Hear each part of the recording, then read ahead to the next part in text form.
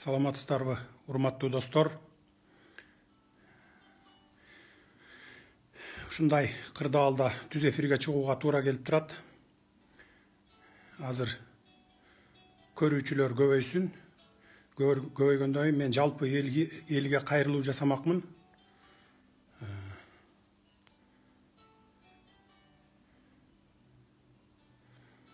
Ассаламу алейкум дейт. Алейкум ассалам.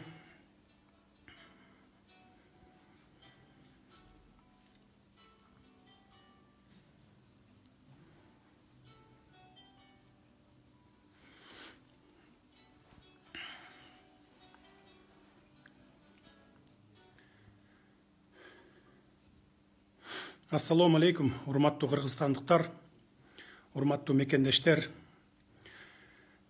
Бардыгыңыздарга биринчиден сабырдуулукка тилеймин. Сабырдуулук болуңуздар, сабырдуу болуңуздар. Экинчиден, мына бүгүн кечетен бери ушундай акыбалда бийлик алмашып атат, тилекке каршы. Ушундай кан төгүүсүз тынчтык жолу менен алмашса жакшы болмок. Бирок эми болор иш болду, боосу канды дейт. Мен сиздерге кайрылып аткандын себеби кыскача бир тарыхка токтоло кетейин. Анткени бул бүгүнкү күнү азыркы ушул убакта маанилүү. Мен саясатка 2005-жылы келдим. Мындан 15 жыл мурун жаңыдан саясатка келдим. Ал убакта 75 округтан 75 депутат шайланып келчү. Бир мандаттуу округтан түп округунан шайланып келгенмин. Улам бирөө чалып мындай тоскоол болуп атат да, ошон үчүн кечиресиздер, анда-санда үзүлүп кетип атса. Келип 2 жыл депутат болгондон кийин, 2 жылдын ичинде 2 жыл депутат болдум 2007-жылга чейин. Саясатка жаңы аралашкан киши катары аркы беркиге көнүп, тияк биягын билгиче чейин 2 жыл өтүп кетти. 2 жылдан кийин бизди таратып ийди, 1 жыл жумушу жок жүрдүм. 1 жылдан кийин Курманбек Бакиев чакырып өзү ушу комиссар болуп иштеп бер деди. Мейли, мен иштеп берейин, мыйзам менен иштеймин. Бирок мен эч кимге баш иймейин, түздөн түз биз сиз менен иштеймин дедим. Макул деп комиссар кылды. Комиссар болуп 2010-жылга чейин дагы 2 жыл иштедим. 2010-жылы революция болду. Өзүңүздөр билесиздер, экинчи революция. Андан кийин ошо август айына, сентябрь айына чейин комиссар болуп отуруп, 2010-жылы ата журт менен депутаттыкка бардым. Ошол депутаттыкка 2010-жылга чейин ушу саясаттан мен жакшы бардыгын баягы жаңы келген киши катары 2005-тен 2007-ге чейин, андан кийин комиссар болуп иштеген мезгилдерде, ушул аралыктарда мен саясатта жүрүп бардыгын көрдүм. Чиновниктердин ким экенин, кимиси кайсы жерден ичип жейт экенин, кимиси кай жерде дойласы бар экенин баарын көрдүм. 2010-жылы келип 2011-жылга чейин иштедик депутат болуп. Сот системасы боюнча комитетти жетектедим. 4 айдын ичинде 5 мыйзамды өзгөртүп сотторго. Ошол сот реформасын жасайлы дегенде, мыйзамдар өтүп атканда, жазылып атканда, ушу убактылуу өкмөт, анда 14 мүчөсү эмес беле, Отунбаева баштаган, Атамбаев, Текебаев жана башкалар. Жазып атканда, жогорку кеңештен өтүп атканда булар көп көңүл бурган эмес. Анан кийин практика жүзүндө сот реформасы башталганда булар билди. Анткени жогорку сот менен Конституциялык палата өтүп, бай ошо реформа жүрсө, сот системасы кандай иш алып барат, ошону булар практика жүзүндө билип калды. Анткени жогорку кеңештен Конституциялык палатанын соттору, анан жогорку соттор өтүп баштаган. Ошентип анан булар бардыгы каршы чыгып, Отунбаева, Атамбаев, бардыгы ошол палатадагы депутаттар керек болсо каршы чыкты дагы. Мени бир 100дөй адамды алып келип, аялдар бар арасында бөтөлкө ыргыттырып, тапичка ыргыттырып, Садыр Жапаров деген ата журттун сотторун коюп алыптыр, анан антип атыптыр, минтип атыптыр, өзүнүн жакын тууганын коюп алыптыр, Замир Базарбеков деген деп ушундай кылып тоскоолдук кылып туруп мени комитеттиктен алып түшүп баягы сот реформасын токтотуп салышкан. Токтотуп салышып, Токтогул Туманов дегенди коюп комитеттин башчылыгына кайра 5 мыйзамды жазып, башка мен жазган мыйзамдан, мен деп авторлору бар, чогуу депутаттар болчубуз, 5-6 депутат. Ошол мыйзамдын баарын токтотуп туруп, өзүлөрү 6 ай бою кайрадан мыйзам жазышкан. Мына бүгүнкү ошол мыйзам бүгүнкү чөнтөк сотторду түзүп алышкан. Булар эмнеден корккон? Убактылуу өкмөт. Убактылуу өкмөт эгерде сот системасы реформа болуп кетип, ошол мен жасап аткан реформа өтүп кетсе, анда бул убактылуу өкмөттүн дагы ким экенине карабай, президентиңби, депутатыңбы же премьер-министриңби, ким экенине карабай, Европадагыдай, Америкадагыдай сот системасы түзүлүп калмак. А булар болсо баягы апрелдеки кан төгүлүү боюнча, андан кийинки түштүк окуясындагы баягы улуттар аралык кагылышуудагы ушундай акыбалга жооп берип калат экенбиз, бизди дагы жоопко тартат экен сот, бизге баш ийбей калат экен деген ушундай арам ой менен ошол реформаны токтотушкан. Токтотуп туруп кайра бүгүнкү сот системасын. Бүгүнкү сот системасы бул Ак үйдүн парламентинде дагы десек болот чөнтөк соттору. Мыйзам ошондой жазылган. Анткени мыйзамды өзүлөрү ошондой жазган.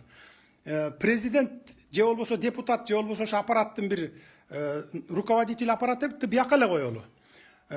Мынакей турмушта көрдүңүздөр, биздин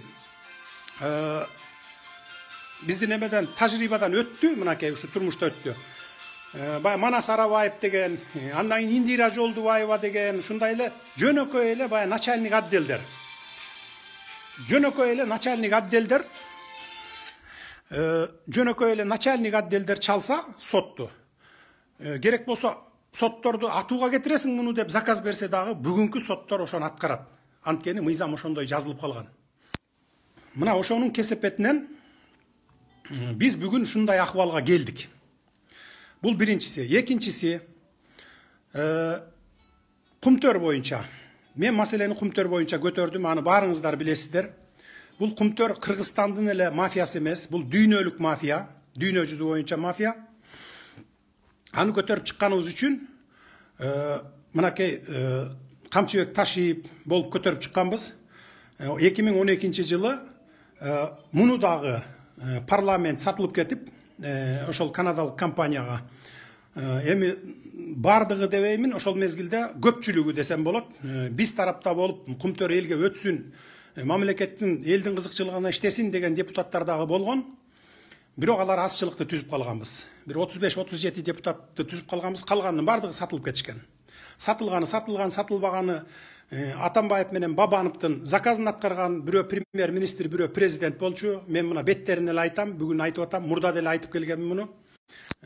Ошонун кесепетинен мына бүгүнкү күнгө чейин Кумтөр элге иштебей, бир саналуу чиновниктердин пайдасына иштеп, анан калган бүтүндөй жалпы кыргыз элинин, кыргыз мамлекетинин байлыгын тышка ташып кетип жатышат бүгүнкү күндө мына. Биз аны токтото албай келебиз. Мына ушуну менен 10 жылдан бери күрөшүп келатабыз. 2012-жылы биринчи жолу камалганбыз. Анда Камчыбек Ташиев баягы кашан аттап кетти деген шылтоо менен КТР, ЛТР, 5-канал, НТСтан бизди эл душманы катары көрсөтүп, мынакей Бакиевчилер болчу, Камчыбек Ташиев менен Садыр Жапаров Бакиевке реванш алыш үчүн келген, Бакиевден каржы алып атышат деген ушундай передачаларды кетирип, элдин бардыгынын тең жүзүн биз жакка тескери буруп, бизди эл душманы катары көргөзүп койгон. Биз ошол мезгилде мындай саналуу гана адамдар бизди түшүнүп, информацияны толук алып, маалыматты колдоп жүргөн болчу. Мына 2017-жылы келдим кайра, мен күрөштү токтоткон жокмун, мени камашты. Бүгүн Кудай жалгап 21-кылым, мына бүгүн сиздер менен түз эфирде эч кандай КТР да жок, ЛТР да жок эле элге маалыматты мына ушул кол телефон аркылуу жеткиргенге мүмкүнчүлүк пайда болду. Кудайдын ушунусуна тобо десем болот.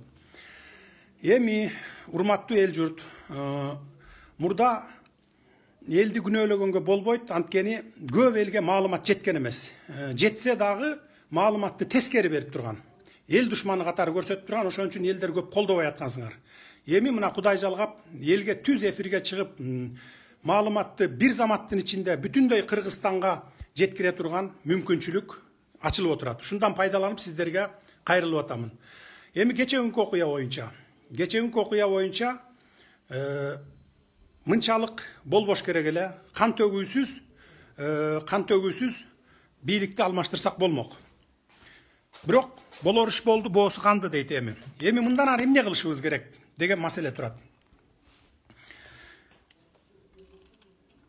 Эми мен жолдорун айтайын. Эмне кылыш керек экенибизди. Мен аянтка келдим, Ала Тоо аянтына, элдин алдына чыгып сүйлөдүм. Бирок микрофон жакшы эмес экен, жакшы угулбай койду. Бир саат туруп кеттик. Бишкектин ичин бир кыдырып чыктык. Акыбал өтө оор. Мекемени бар басып алуулар болуп атат. ГКМБны бирөө басып алды дейт, прокуратурага бирөөнү апарып коюп атат дейт, МВДга, министрликке. Мындай кылган, урматтуу эл журт, болбойт. Бул каракчылык жолу. Эми эгерде мага ишенсеңиздер, мен сиздерге элге жолун көрсөтүп берейин. Бүгүн мындай кылбастан ата мекениңсиңби, жото мекениңсиңби, чоң казатыңсыңбы же башкасыңбы, бардыгыңар элдерди тараткыла. Буну менен биз жакшылыкка барбайбыз. Бул жол менен басып алуу, каракчылык жолу менен барбайлы. Бир гана жолу бар. Мына 2010 да так ушундай болуп, ар ким барып эле өзүнүн талпасы менен барып туруп эле басып алып, ошол жерде отуруп алып 6 ай иштегенсиңер, убактылуу өкмөттөр. Анан 14 кишиде убактылуу өкмөт деп түзүп алгансыңар. Түзүп алып туруп, ар кайсы жака ушундай тартып атып, бая шука, лебедь, рак сыяктуу тартып атып, кийин ошо бүгүнкү күндө мына 10 жылдан бери талкалады, мамлекетти талкалады го. Ушундай бир системаны түзүп салгансыңар, баш мыйзамды. Бүгүн дагы ошол кайталанганы турат. Ошону кайталабаш үчүн андан көрөкчө бардыгыбыз биригип, сабырдуулук менен, анан мен кыйын, сен кыйын деп, же болбосо бир өчүң бар болсо ошону жек көрүп, мен сенден өч алам дебестен, сабырдуулук менен чечелик. Урматтуу эл журт. Мына Ала Тоо аянтында дагы 10 000 деген адам турат. Мен сиздерге кайрыламын. Азыр аякта туруштун, ак үйдө туруштун, же болбосо бир КТРди барып басып алыптыр деп атат Атамбаевдин кишилери деп антпеңиздер. Муну менен жол чечилбейт. Муну менен биз жакшылыкка барбайбыз. Жолу мына бүгүнкү парламентти, бүгүнкү действующий парламентти 61 депутатты чогултуп, бирөөнүн чекесине чертпей, эми болду, болор иш болду. Мындан эч ким утуп кетпейбиз. Бирөөнүн чекесине чертпей 61 депутатты чогултуп, парламентке чогултуп, легитимдештиришибиз керек бийликти. Премьер-министр, ИО президент деп бир адамды коюш керек. Анан убактылуу өкмөт, анан элдик өкмөт деген ал болбогон окат. Азыр ким күчтүү болсо ошол өз жагына адыялды тартат дагы жакшылык алып келбейт. Бүгүнкү системаны кармап туруш керек.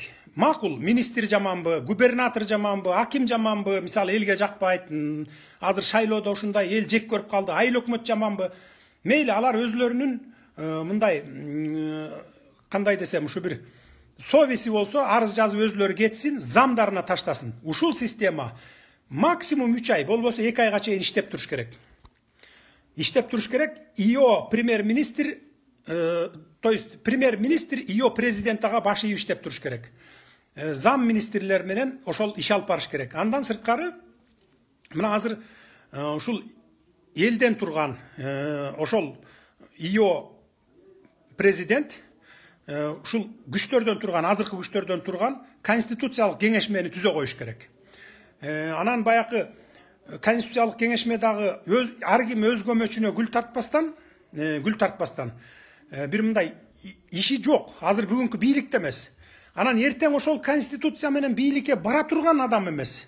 Ошондой адамдардан, калыс адамдардан, мына МПОшники кирсин, көз карандысыз эксперти кирсин, ушул юристтер кирсин, жана башка экономисттер бардык тармактардан болсун. 30 адам, 35 адам болуп, конституциянын ошону талкуулап, элге алып чыгып, эл менен кеңешип туруп, 2 айдын ичинде, эгерде талаш тартыштарды жарата турган болсо, анда 3 айга созулуп кетиши мүмкүн. 3 айдын ичинде биз жаңы системаны киргизишибиз керек. Референдум аркылуу киргизишибиз керек дагы.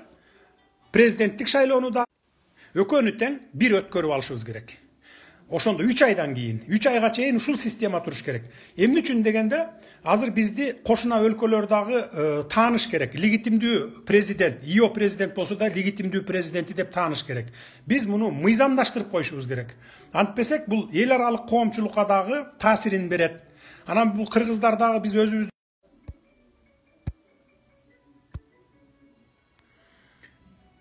тарап тынчтыкты сакташыңыздарды мен өтүнүп кетет элем.